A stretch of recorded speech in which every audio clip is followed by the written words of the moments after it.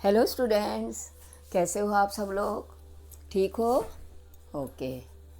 पढ़ाई कर रहे हो ना व्यवस्थित? ठीक है ना। हमने आपको बताया था कि जीके का आपको जो है वो 4 लेसन का टेस्ट आएगा। ओके। तो 1 to 4 चैप्टर हमारे फिनिश हो गए हैं। अब आपको 5, 6, 7, 8 है ना, 4 चैप्टर का आएगा आपको सैटरडे को टेस्ट। ओके। बराबर है ना। तो अब हम लोग आज अपना 9 लेसन शुरू करेंगे। ठीक है। तो 9 लेसन है आपका फ्लैशबैक फ्रॉम ब्रिटिश इंडिया। नाम से आपको पता चल रहा होगा कि जब हमारे ये इस समय का है जब हमारे देश में राजाओं का शासन था और जब ब्रिटिशर्स भी हमारे देश में आ गए थे। ओके। तो ब्रिटिशर्स आए थे, सबको पता है ब्रिटिशर्स ने हमारे देश में बहुत दिनों तक राज किया था। ठीक है ना। और उसी में जो है हमारे बहुत से नेताओं ने जो है वो हमारी आज़ादी के लिए कोशिश की थी। उस समय के राजाओं ने की थी, जो कुप्रथाएँ हमारे देश में फैली हुई थी, है ना, सती प्रथा वगैरह। तो अंग्रेज़ों के तो सब गवर्नर जनरल होते थे। ठीक है ना। तो उन्होंने मतलब बहुत सारे स्कूल्स भी खुलवाए थे हमारे देश में। ठीक है। क्योंकि वो हमारे देश में जो है 200 ईयर्स तक थे अंग्रेज, तो शासन हमारे देश पे किया था, है ना। तो यही सब आपके इसमें दिया हुआ है। जैसे जैसे नेता लोग आते गए सामने, उसके बाद ही जो है हमारे देश को सत्याग्रह और अहिंसा से के कारण जो है हमारे देश को आज़ादी मिली थी। ओके। तो यही पूरा है इसमें। फ्लैशबैक मतलब हमको अपनी हिस्ट्री में जाने का है, पास्ट में जाने का है। ठीक है ना। तो जब लोग ब्रिटिशर्स थे तब का है ये। इसके पहले वाले में आपने जब राजा लोग थे, मुस्लिम राजा थे, मुगल्स थे, उनके बारे में पढ़ा था। अब ब्रिटिशर्स आ गए थे, उनके बारे में है इसमें। ठीक है। Answer the following questions. Who passes the vernacular press act in 1878? Okay. तो इसमें आपको वेनिकुलर एक्ट जो है वो पास किया था 18 मतलब अंग्रेजी थे तब तो, सन 1600 में तो अंग्रेज आ गए थे अपने यहाँ पर। तो उस समय इन्होंने ये किया था। तो कौन था वो? लॉर्ड लेटन, है ना। Lord Lytton was the person who passes the Vernacular Press Act in 1878. Okay. Second one, who was the person responsible for introducing the modern system of education in India? देखो, past time में हमारे देश में school नहीं थे, मालूम है ना सबको, क्योंकि पढ़ते ही नहीं थे कोई भी, है ना। तो उस हिसाब से तो धीरे धीरे इन्होंने जो है स्कूल खोले थे, है ना। और फिर मॉडर्न जो है एजुकेशन कैसे हमारे देश में लाना धीरे धीरे करके, तो वो सबसे पहले जो है जो व्यक्ति लाया था, हु वॉज लॉर्ड मैकाउले, है ना। लॉर्ड मैकाउले जो था, ही वॉज द पर्सन, वही रिस्पॉन्सिबल था for the introducing modern system of education in India. Okay. Next, when and where was the first session of Indian National Congress held? Indian national Congress का first session जो है वो कहाँ पर और कब हुआ था?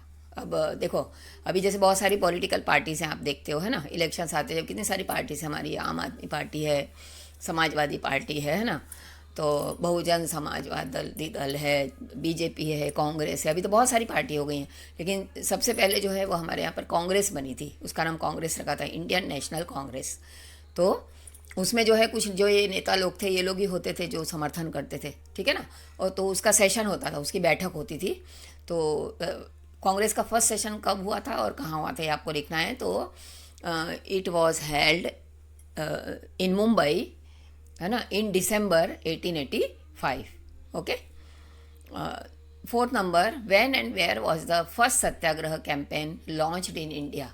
फर्स्ट सत्याग्रह गांधी जी ने जो है किया था। गांधी जी ने सत्याग्रह किया था, ये तो आपको पता है ना। सत्याग्रह में जुलूस निकालते थे, लोगों को समझाते थे, आज़ादी का महत्व बताते थे, है ना।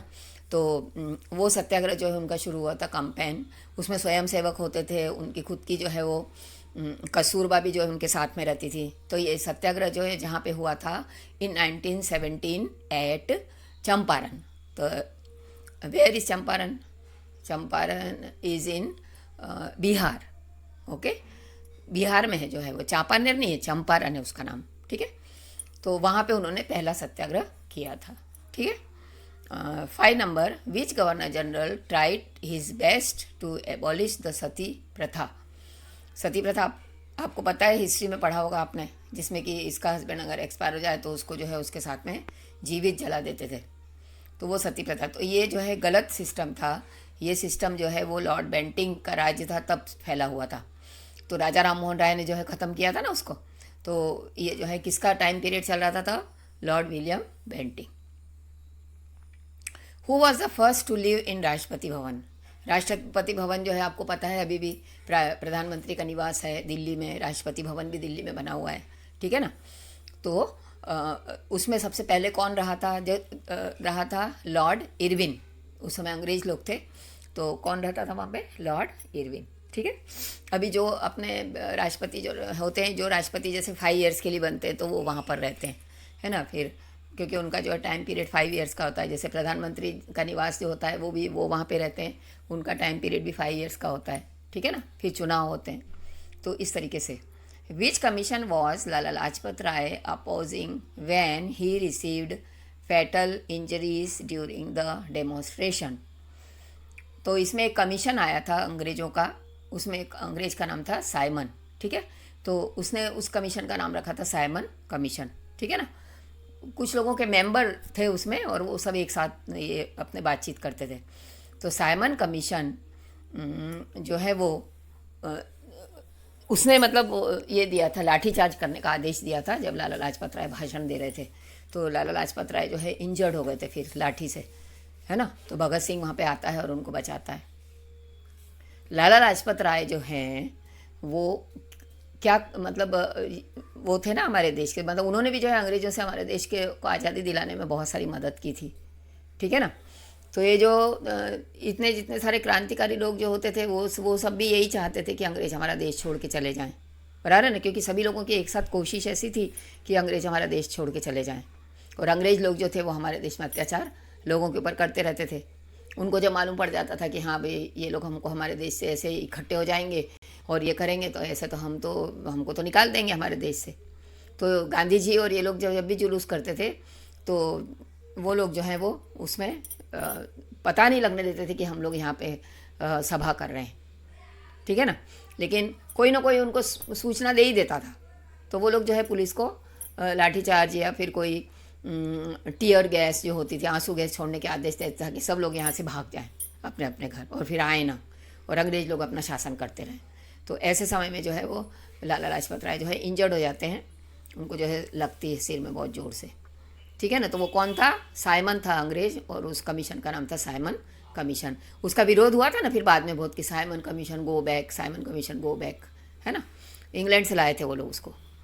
उसके बाद है फिर who was the first Indian to get elected to the House of Commons. House of Commons में ये उसका ही था, इंग्लैंड का ही था। तो उसमें सबसे पहले व्यक्ति जो ये हुआ था इंडियन, फर्स्ट इंडियन था, कौन था, Dadabhai Naoroji, okay. Who was the political guru of Subhash Chandra Bose. Subhash Chandra Bose जो थे उनको पॉलिटिक्स किसने सिखाई थी, Desh Bandhu Chittaranjan Das, okay. Last one is which mission came to India to decide on the future constitution of India. आपको मालूम है BR अम्बेडकर जो थे उन्होंने हमारा कॉन्स्टिट्यूशन बनाया था, ठीक है। तो एक मिशन बनाया था उन्होंने, मतलब उसमें भी मेंबर थे बहुत सारे, सब लोगों ने मिल के जो है कॉन्स्टिट्यूशन बनाया था कि हमारे देश में किसको कौन से अधिकार मिलना चाहिए, सभी चीज़ों के ऊपर जो है बहुत बड़ा जो है कॉन्स्टिट्यूशन बना था। और फिर वो 26 जनवरी 1950 को जो है फॉलो किया गया था पूरे देश में, ठीक है ना। तो वो पूरा मिशन था, उसका नाम क्या था, द कैबिनेट मिशन, ओके। आ गया समझ में सबको पूरा लेसन, है ना। मतलब इंडियंस और ब्रिटिशर्स के बारे में ही है पूरा। तो इसको 1 वर्ड आंसर में भी लिख सकते हैं और फुल आंसर्स में भी लिख सकते हैं, ठीक है ना। और MCQs के रूप में भी लिख सकते हैं। एक चीज़ और मैं बता रही हूँ आपको कि आपको अब इस लेसन से या आप फर्स्ट लेसन से भी शुरू कर दो कि 5-5 जो है वो MCQs बनाना शुरू कर दो, बराबर है ना। MCQs बनाना आते हैं सबको, देखो मैं बताती हूँ।